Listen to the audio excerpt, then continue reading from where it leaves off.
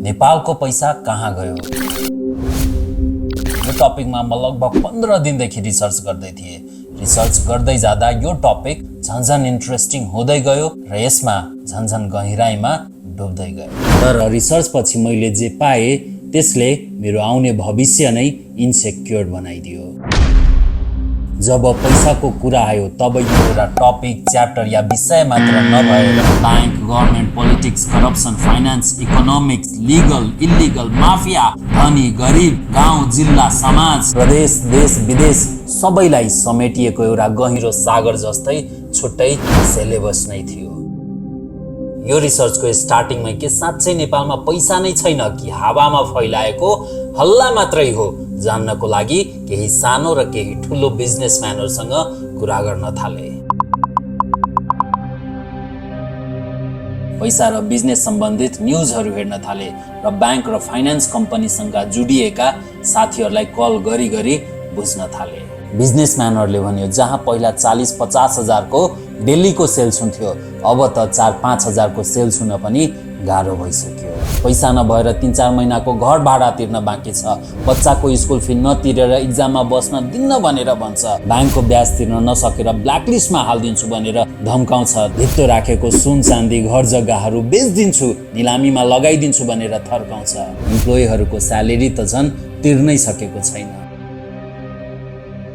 न्यूजबाट थाहा पाए कि केही महिना अगाडि 37 वर्षको प्रेम प्रसाद आचार्य फेसबुकमा पोस्ट हाल्दै नेपालको करप्टेड सिस्टमलाई ब्लेम गर्दै काठमाडौँको संसद भवन अगाडि प्रधानमन्त्री प्रचण्डले हेर्ने गरी आफूमाथि डिजल छरेर आगो लगाएर ज्यान दियो र म मरेको होइन, मलाई यो देशको करप्टेड सिस्टमले मारेको हो भन्दै देशको बच्चालाई सम्झायो। र यस्तै कारणले काठमाडौँ न्यू रोडको एउटा बिजनेसम्यानले आफूलाई झुन्ड्याएर आत्महत्या गरेको न्यूज पनि पाए र यस्तो घटनाको लिस्टहरू केही वर्षदेखि बढ्दै गएको छ। सहकारीवालाहरूसँग कुरा गर्दा हाम्रो धेरै पैसा रियल एस्टेट र शेयर मार्केटमा फँसेको छ। जसलाई हामीले लोन दियौं तिनीहरूले फर्काएकै छैन, तर जसले हाम्रोमा डिपोजिट गरेको छ तिनीहरूले मागेको मागै छ। हामी त डुब्नै लाग्यौं, कति कम्पनीहरू त सबै छोडेर आफ्नो ज्यान बचाएर बाँकी भएको पैसा पनि लिएर टाप पल्टिएको छ।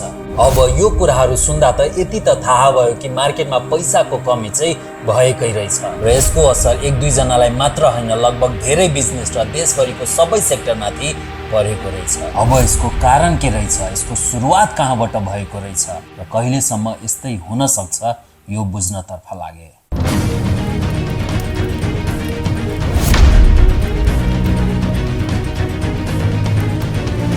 नेपालको एकदम फेमस र हेल्प चाहिँदा जहिले पनि पाउने Facebook page MRR men's room रिलोडेडको म आफै एउटा मेम्बर भएको नाताले पहिलो हेल्प MRR मै पोस्ट गरेर मागे। युएनमा काम गर्ने दाइलाई सोधे, ब्याङ्कर, CA र देश र विदेशको इकोनोमिक्स बुझ्ने र बुझाउने साथी र ठुलो पोजिसनमा भएको विज्ञहरूसँग पनि बुझ्ने मौका पाए। तर जति मान्छे यो रिसर्चको बाटोमा भेट्दै गयो त्यति नै मेरो कन्फ्युजन झन्झन बढ्दै गयो। नयाँ प्रश्न उठ्दै गयो र कहिले उडेको र कहिले लुकेको उत्तरहरू निस्किँदै गयो भन्नाले झन्झन यो दलदलीको गहिराई बढ्दै गयो, किनकि सबैको उत्तर र एनालाइसिस गर्ने तरिका नै फरक थियो। अब कसलाई पत्याउने त, को सही को गलत, कसरी छुट्याउने त? कसैले भन्छ 1x बेटले खायो, कसैले भन्छ घर जग्गाले डुबायो, कसैले भन्छ क्रिप्टो करेन्सी, नेटवर्क मार्केटिङ, हुन्डीबाट थुप्रै पैसा गुमायो, कसैले भन्छ देशमा थुप्रै इम्पोर्ट गरेर सबै पैसा बाहिर पठायो, कसैले विदेश पढ्न या काम गर्न जानेले लग्यो, कसैले भन्छ देशमा पैसा त थुप्रै छ तर बाहिर जाँदा लिगल रूपमा गयो तर भित्र आउँदा चाहिँ इलिगल रूपमा आयो, कसैले सिस्टमबाट 3-4 अर्ब प्रिन्टेड क्यास नै गायब छ र फिल्महरुमा देखाए जस्तै कसैले भित्तामा त कसैले गार्डनमा लुकाएको छ, कसैले पैसा सबै देशमै छ तर ब्याङ्कमा थुप्रिएर बसेको छ, कसैले देशमा पैसाको सर्कुलेसन राम्ररी हुन नसकेको हो, देशको केही प्रोडक्सन छैन, हाई इम्पोर्ट छ, एक्सपोर्ट भने केही छैन, कसैले जग्गाको कित्ता काट रोकेर ब्याङ्कमै थुप्रिएर बसेको छ, कसैले पैसा स्टेबल भएर बसेको छ, सेभ गरेर बसेको छ, दराजमै बन्द हुन थालेको छ, कसैले यो हल्ला मात्रै हो यस्तो केही छैन, सिचुएसन जस्तो पहिला थियो अहिले पनि त्यस्तै नै छ, कसैले देशको थुप्रै पैसा करप्सनमा गएको छ, कसैले देशमा कन्ज्युमिङ कल्चर नै नभएर यो प्रब्लम आएको छ। एउटा प्रश्नको हजारौं उत्तर, कुन सही कुन गलत सल्युसन खोज्न हिँडेको यहाँ त कन्फ्युजनको दलदलीमा नराम्ररी फसियो। तर अब जे आउनेवाला थियो त्यसले मेरो पुरै होस नै उडाउनेवाला थियो। सबैको सल्युसन्स एक एक गरी खोताल्दै जाँदा यस्तो कालो रहस्यहरू अगाडि आयो जसको बारेमा धेरैले बुझेकै छैन। सुरुवात कोभिड-19 कोरोनाले ल्याएको इम्प्याक्टबाट गरौँ। कोरोनाले लकडाउन ल्यायो। लकडाउनले मान्छेहरूलाई घरमै थन्कायो, जसले गर्दा स्कुल बन्द, कलेज बन्द, रोड बन्द, गाडी बन्द, बिजनेस बन्द, देश बन्द भयो। तर यो देशमा एउटा कुरा खुलेकै थियो र नसोचेको ढङ्गले माथि पुग्नेवाला थियो। थुप्रै मान्छेले नसोचेको रफ्तारमा टन्नै पैसा कमाउनेवाला थियो। तर त्यही अर्कोतर्फ थुप्रै मान्छेले आफ्नो र टन्नै लोनमा लिएको पैसा पनि डुबाउनेवाला थियो। शेयर मार्केट, जसको नाम त शेयर छ र यसमा लडाई चाहिँ बियर र बुलको हुन्छ। लकडाउनमा सबैजना घरमै बस्नु परेकोले सबै बिजनेस बन्द भएपछि सबैले आफ्नो पैसा शेयर मार्केटमा लगाउन थाल्यो। कुनै कम्पनीको 1000 को आइपिओ पर्दा केही दिनमै 15,000 20,000 हुने र टन्नै प्रफिट कमाउने कुरा चारैतिर फैलिन थाल्यो। 14,80,000 डिम्याट एकाउन्टको संख्या 37,90,000 एक वर्षमै हुन पुग्यो। 1362 पोइन्टको नेप्से इन्डेक्स 2021-22 मा 3200 सम्मको उचाइको पहाड पनि चढ्यो। अब यो नेप्से भनेको के हो त? नेप्से भनेको नेपाल स्टक एक्सचेन्ज। यो नेप्से कसरी बढ्छ र 1362 पोइन्टमा भएको नेप्से 1.5 वर्षमै 3200 कसरी क्रस हुन पुग्यो? एकदम सिम्पल वेमा बुझ्दा जति मान्छे जति धेरै पैसा शेयर मार्केटमा लगाउँदै जान्छ त्यति नै स्पिडले नेप्से इन्डेक्स बढ्दै जान्छ। भन्नाले जति धेरै डिमान्ड बढ्छ, जति मान्छेले पैसा लगाउँदै जान्छ त्यति नै त्यो कम्पनीको शेयरको प्राइस बढ्दै जान्छ। र जति कम डिमान्ड भयो, जति सप्लाई बढ्यो त्यति नै शेयरको प्राइस घट्दै जान्छ। भन्नाले लकडाउनको ड्युरेसनमा 1 वर्षमै मान्छेहरूले दोब्बर प्रफिट कमायो। शेयर मार्केटको चर्चा यति नचल्यो कि मान्छेहरूले आफ्नो पैसा त लगायो, अझ लोन लिएर शेयर मार्केटमा लगाउन थाल्यो। अझ लोन लिएर किनेको शेयर्स फेरि ब्याङ्कमा गएर धित्तो हाल्यो र फेरि नयाँ लोन निकाल्यो र नयाँ लोनबाट निकालेको पैसा फेरि नयाँ शेयर्स किन्नको लागि युज गर्न थाल्यो र यो सर्कल चल्दै गयो। मान्छेहरूले पैसा कमाउने सर्टकट पायो। पैसा भनेको शेयर मार्केटमै रहेछ भन्दै कतिले त 15 करोड, 20 करोड, 40 करोड, 50 करोडकै लोन लिएर पनि शेयर मार्केटमा लगाउन थाल्यो। यसले गर्दा नेपालमा अरू सबै बिजनेसमा लाग्न सक्ने पैसा सबै शेयर मार्केटमै आएर अट्कियो। कम्पनीहरूको रियल प्रोडक्सन चाहिँ बढेन, उत्पादन चाहिँ बढेन, तर शेयरको प्राइस चाहिँ बढेको बढै भयो र त्यसै गरी कम्पनीहरूको शेयरको प्राइस चाहिने भन्दा धेरै माथि पुग्यो। र कुनै पनि देशको राम्रो ग्रोथ हुनको लागि सबै सेक्टरमा चाहिने जति पैसा र चाहिने जति एफर्ट लगाउनु पर्ने हुन्छ। यदि देशको सबै पैसा आएर एउटै सेक्टरमा थुप्रियो भने देश चाँडै इमर्जेन्सी कन्डिसनमा जान सक्छ। त्यही भएर 2021 मा नेपाल राष्ट्र ब्याङ्कले आफ्नो मौद्रिक नीतिमा यस्तो पोलिसी ल्यायो जसले देशको शेयर मार्केट नै कोल्याप्स गरिदियो। एउटा परिवारले एउटा ब्याङ्कबाट म्याक्सिमम 4 करोड लोन लिन पाउने र सबै ब्याङ्क मिलाएर म्याक्सिमम 12 करोडसम्म मात्र लोन लिन पाउने र यदि एउटा ब्याङ्कबाट 4 करोड भन्दा बढी लोन लिएको छ र पुरै ब्याङ्क मिलाएर 12 करोड भन्दा बढी लोन लिएको छ भने सबैले जति बढी लोन छ त्यो सबै फर्काउनु पर्ने भन्ने पोलिसी आयो। यो न्युजले गर्दा त शेयर मार्केटमा एकदमै ठुलो प्यानिक नै क्रिएट भयो। हामीले कुनै पनि लोन लिनु पर्यो भने कुनै एउटा ब्याङ्कको म्यानेजरसँग राम्रो रिलेसन बनाउँछौँ र लगभग सबै लोन त्यही ब्याङ्कसँग लिन्छौँ। तर यो न्युजले जसले 4 करोड भन्दा बढी लोन लिएर शेयर्समा लगाएको थियो तिनीहरूले आफ्नो शेयर्स बेचेर लोन फर्काउनु पर्ने भयो। र कुनै सामानको हाई डिमान्ड छ भने प्राइस पनि बढ्दै जान्छ, तर कुनै सामानको सप्लाई हाई छ, डिमान्ड कम छ भने प्राइस पनि घट्दै जान्छ। धेरैले आफ्नो शेयर्स बेचेर ब्याङ्कको लोन फर्काउन थाल्यो र कम्पनीहरूको शेयरको प्राइस घट्न थाल्यो। यसले गर्दा हजारौं होइन लाखौं मान्छेको पैसा डुब्यो। आफ्नो पैसा त डुब्यो प्लस ब्याङ्कबाट लोन लिएर शेयर्समा लगाएको पैसामा पनि लस भयो र ब्याङ्कलाई त्यो पैसामा ब्याज त तिर्नु छँदै थियो। दोस्रो रिजन ब्याङ्कको रिजर्भ रेसियोहरू बढ्न थाल्यो। सीआरआर रेसियो 3% बाट बढेर 4% भयो। एसएलआर रेसियो 7% बाट बढेर 8% भयो र अर्कोतर्फ ब्याङ्कबाट लिएको लोनमा पनि इन्ट्रेस्ट रेटहरू बढ्न थाल्यो। ब्याङ्कमा रिजर्भ रेसियो बढेकोले मार्केटमा आउन सक्ने थुप्रै पैसा ब्याङ्कले नै रिजर्भ गरेर राख्नु पर्ने भयो। ब्याङ्कमै थुप्रै पैसा थन्क्यो र देशको लिक्विडिटी टाइट हुनेतर्फ लाग्यो। एकतर्फ त्यो बढेको रिजर्भ मेन्टेन गर्नको लागि कोभिड पछि धेरै लोन दिएको ब्याङ्कहरूले मार्केटबाट पैसा लोन पे ब्याक गर्नुस् भन्दै तान्न थाल्यो र अर्कोतर्फ बढेको इन्ट्रेस्ट रेट धान्न नसकेर थुप्रै बिजनेसम्यानहरूले लिएको लोन ब्याङ्कलाई फर्काउन थाल्यो। अझ ब्याङ्कहरूले आफूसँग डिपोजिट र रिजर्भहरू बढाउनको लागि नयाँ मार्केटमा अफर दिन थाल्यो। हाम्रोमा फिक्स डिपोजिट गर्नुहोस्, 20 वर्षमा पैसा 10 गुणा लग्नुहोस्। त्यो अफर त बिर्सिनु भएको छैन नि, 20 वर्षमा पैसा 10 गुणा। अझ कति त 20 वर्ष कहिले आउला भनेर कुरेर बस्नु भएको होला। जोर से बोल के लोगों को स्कीमें बता दे। अहिलेसम्म मार्केटको धेरै पैसा ब्याङ्कतर्फ लागिसकेको थियो। अब रियल एस्टेटको कुरा गरौँ।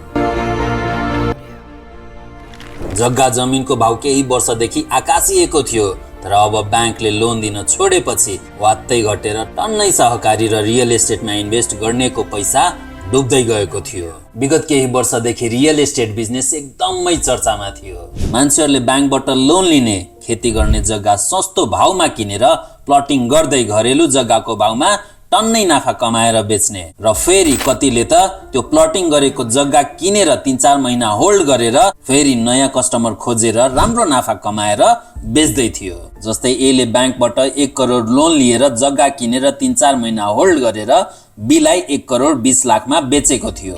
बीले पनि त्यो 1 करोड 20 लाख चाहिँ ब्याङ्कबाटै लोन लिएर त्यो जग्गा किनेको थियो। अब बीले पनि त्यो जग्गा 3-4 महिना होल्ड गरेर 1.5 करोडमा सीलाई बेच्यो। अब सीले पनि त्यो 1.5 करोड चाहिँ ब्याङ्कबाटै लोन लिएर जग्गा किन्यो। तर अब सीले त्यो जग्गा 3-4 महिना होल्ड गरेर 2 करोडमा डीलाई बेच्दाखेरि ब्याङ्कले डीलाई लोन नै दिएन। त्यही भएर डीले त्यो जग्गा किन्नै पाएन र त्यही भएर ब्याङ्कले अहिले लोन नै नदिएर सीले जग्गा किनेको बेच्नै नपाएपछि सीलाई एकदमै घाटा भयो। एक त लोनमा ब्याज तिर्नै पर्ने भयो र माथिबाट जग्गाको भ्यालु पनि घट्दै गयो। यो सर्कलमा कति जग्गाको भाउ 30-40% एक वर्षमै बढ्यो र ब्याङ्कले लोन दिन छोडेपछि महँगो रेटमा किनेकोहरू सबै फस्यो।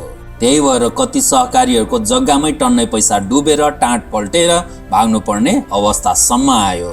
अब करप्सनको कुरा गरौँ, भ्रष्टाचारको कुरा गरौँ।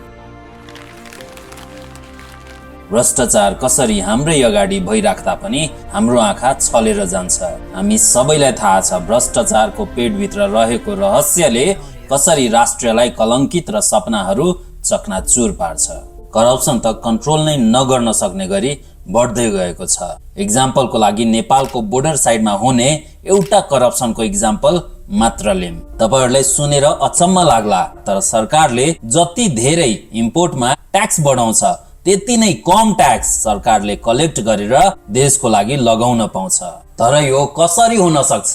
हो, मेरो मनमा पनि यही प्रश्न उठ्यो। बोर्डर साइडको बिजनेसम्यानहरुसँग कुरा गर्दा हामीले ट्याक्स तिर्न चाहन्छौं, आफ्नो सामानहरु लिगल वेमा ल्याएर छाती फुलाएर बेच्न मन लाग्छ, तर कुनै सामान 10,000 मा किनेर मार्केटमा 15,000 सम्म मात्र बेच्न सक्छौं भने सरकारले हाम्रो ट्याक्स 6,000 बनाइदिन्छ। अब लिगल वेमा गयो भने 16,000 त हाम्रो कस्ट नै पर्छ, तर मार्केटमा 15,000 सम्म मात्र बिक्छ भन्नाले हामीले खल्तीबाटै 1,000 रुपैयाँ घाटा खानु पर्ने हुन्छ। त्यही भएर 10,000 मा सामान किन्ने 2,000 बोर्डरमा बस्ने एजेन्टलाई दिने र त्यो एजेन्टले हाम्रो सामान घरमै पुर्याइदिन्छ। यसरी 10,000 हाम्रो सामानको कस्ट, 2,000 एजेन्टलाई दिएको पैसा जोडेर 12,000 हाम्रो टोटल कस्ट पर्यो र 15,000 मा सामान बिक्यो भने 3,000 हाम्रो प्रफिट भयो। अब यस्तो हुँदा जुनसुकै बिजनेसम्यानले लिगल भन्दा इलिगल वेमै प्रिफर गर्छ, किनकि सबै बिजनेसम्यानले प्रफिटकै लागि बिजनेस गरेको हुन्छ। अब अर्को प्रश्न उठ्छ, कसरी एजेन्टले सामानको 20% लिएर सजिलै सामान तपाईको घरसम्म पुर्याइदिन्छ? यो यति सजिलै कसरी हुन्छ? त्यही भएर यस्तो सामान पठाउने यस्तो एजेन्टसँगै कुरा गर्न सोचे। एजेन्टसँग सोध्दा तपाईले 20% लिएर घरसम्म कसरी सामान पुर्याउनुहुन्छ? पुलिसलाई थाहा हुँदैन र थाहा हुन्छ भने किन समात्दैन? एजेन्टको जवाब सुनेपछि त म निशब्द भए। बोर्डरमा बस्ने सानो भन्दा सानो पुलिसदेखि लिएर त्यो एरियाको एसपी, डीएसपी, सीडीओ र ठुलो पदमा बसेको मन्त्री सम्मकै स्यालेरी र कमिसन तोकिएको हुन्छ रे। र सरकारले दिने 1 वर्षको तलब भन्दा बढी त एजेन्टले 1 महिनामा दिने कमिसन मात्रै हुन्छ रे। अब अर्को कारण, ब्याङ्कले लोन दिनै छोड्यो। मार्केटमा पैसा घट्दै गयो, ब्याङ्कले पनि लोन दिन छोड्यो। पहिला ब्याङ्कले लोन नदिएपछि बढी ब्याजमा साउ महाजनहरूसँग पैसा चाहिने बेला सजिलै पाउँथ्यो, तर अब मिटर ब्याजीहरू रिलेटेड यत्रो काण्ड भएपछि पैसा पाउन झन गाह्रो हुँदै गयो। तर यसमा अर्को ट्विस्ट आयो, ब्ल्याक मनी हुनेहरूले मौकाको फाइदा उठायो। अहिले तपाईहरुले कति ब्याङ्कमा लोन माग्न जानुभयो भने ब्याङ्कको म्यानेजरले ब्याङ्कसँग पैसा नै छैन, तर तपाईलाई यदि एकदमै चाहिएकै छ भने हामीले अन्तै सोर्सबाट मिलाइदिन सक्छौं र तपाईले हुन्छ भन्नुभयो भने 40-50% वर्षको ब्याजमा तपाईलाई लोन कुनै फेक अकाउन्टबाट पठाइदिन्छ। त्यो लोनको प्रोसेस पनि ब्याङ्क जस्तै हुन्छ र त्यो लोन दिनको लागि युज भएको धेरै जस्तो ब्ल्याक मनी, करप्टेड नेताको पैसा, सरकारी कर्मचारी, पुलिस अफिसरहरूले खाएको पैसा, बिजनेसम्यानले लुकाएको पैसा नै युज भएको हुन्छ। भन्नाले ब्ल्याक मनी, गलत सोर्सबाट कमाएको पैसा अझ बढी रफ्तारमा कमाउनको लागि युज भएको हुन्छ र हामीले मेहनत गरेर कमाएको व्हाइट मनी चाहिँ कि त ब्याङ्कहरुको सेभिङ अकाउन्टमा गएर बसेको हुन्छ कि त हाम्रै दराजमा लुकेर बसेको हुन्छ। अब त्यत्रो कमाएको ब्ल्याक मनीलाई युज गरेर कसरी सबै व्हाइट मनीमा कन्भर्ट गर्छन् त्यो अर्को भिडियोमा चर्चा गर्नेछौं। भिडियो धेरै लामो भयो, त्यही भएर अहिलेको लागि यति नै। यो पार्टलाई मन पराएर सपोर्ट गरिदिनु भयो भने अर्को पार्ट पनि चाँडै नै आउनेछ।